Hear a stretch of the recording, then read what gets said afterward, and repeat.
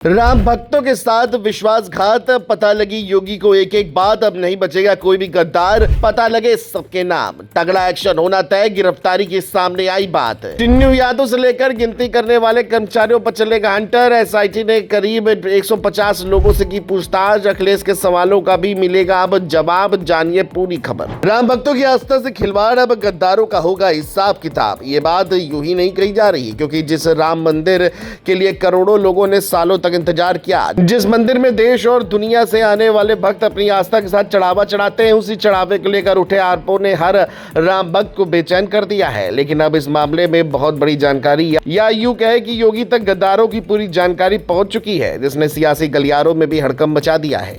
क्योंकि रिपोर्ट को लेकर अलग अलग दावे हो रहे हैं, लेकिन जांच जिस स्तर तक पहुंची है, उसने मंदिर की सुरक्षा, चढ़ावे, गिनती और निगरानी व्यवस्था पर बड़े सवाल जरूर खड़े कर दिए हैं। रिपोर्टों के मुताबिक एसआईटी ने करीब 150 लोगों से पूछताछ की है। इनमें मंदिर से जुड़े कर्मचारी, गिनती करने वाले लोग, बैंक कर्मचारी और ट्रस्ट से जुड़े अधिकारी शामिल बताए जा रहे हैं। जांच में दान की रकम और कीमती सामान की गिनती, रिकॉर्ड रखने की प्रक्रिया, सीसीटीवी निगरानी और कर्मचारियों की तैनाती जैसे मुद्दों को देखा गया है।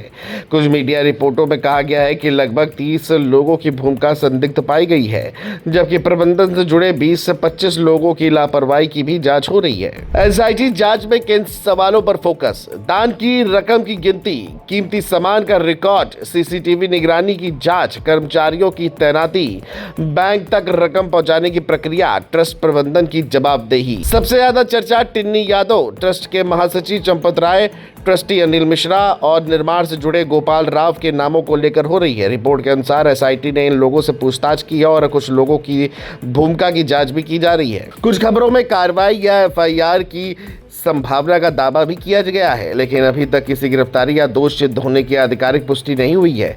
चंपत राय, अनिल मिश्रा और गोपाल राव के खिलाफ कार्रवाई को लेकर भी कोई अंतिम सरकारी आदेश सार्वजनिक नहीं हुआ है। इस पूरे मामले में भक्तों की सबसे बड़ी चिंता सिर्फ रकम नहीं है। सवाल ये है कि जो व्यक्ति अपनी मेहनत की कमाई से भगवान के चरणों में पैसा, सोना, चांदी या कोई कीमती वस्तु चढ़ाता है, उसे भरोसा किस पर होना चाहिए? अगर उस चढ़ावे की गिनती, रिकॉर्ड और सुरक्षा पर सवाल उठते हैं, तो चोट सीधे करोड़ों लोगों की भावनाओं पर पड़ती है। यही वजह है कि अब लोग सिर्फ कार्रवाई नहीं, बल्कि ऐसी व्यवस्था चाहते हैं जिसमें आगे कभी शक की गुंजाइश न बचे।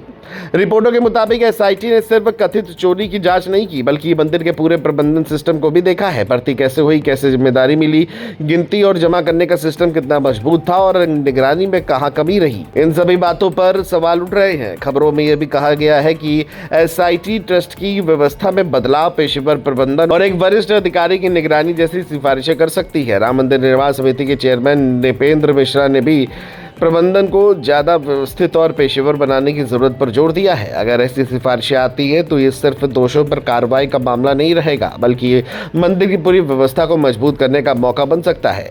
अब सबसे अहम नजर योगी के अगले फैसले पर रहेगी। योगी सरकार ने जांच बैठाकर यह संकेत दिया है कि आस्था से जुड़े मामले में लापरवाही को नजरअंदाज नहीं किया जाएगा। रिपोर्ट मिलने के बाद अगर एफआईआर, विभागीय कार्रवाई, ट्रस्ट में बदलाव या नई निगरानी व्यवस्था का फैसला होता है, तो ये मामला और बड़ा हो सकता है। लेकिन हर राम भक्त की मांग एक ही है, जिसने भी गलती की हो उसके खिलाफ निष्पक्ष जांच हो, बिना किसी दबाव के कार्रवाई हो और आगे से हर चढ़ावे का पूरा हिसाब पारदर्शी तरीके से रखा जाए। राम मंदिर करोड़ों लोगों की आस्था है, इसलिए यहाँ जवाबदेही भी उतनी ही मजबूत होनी चाहिए।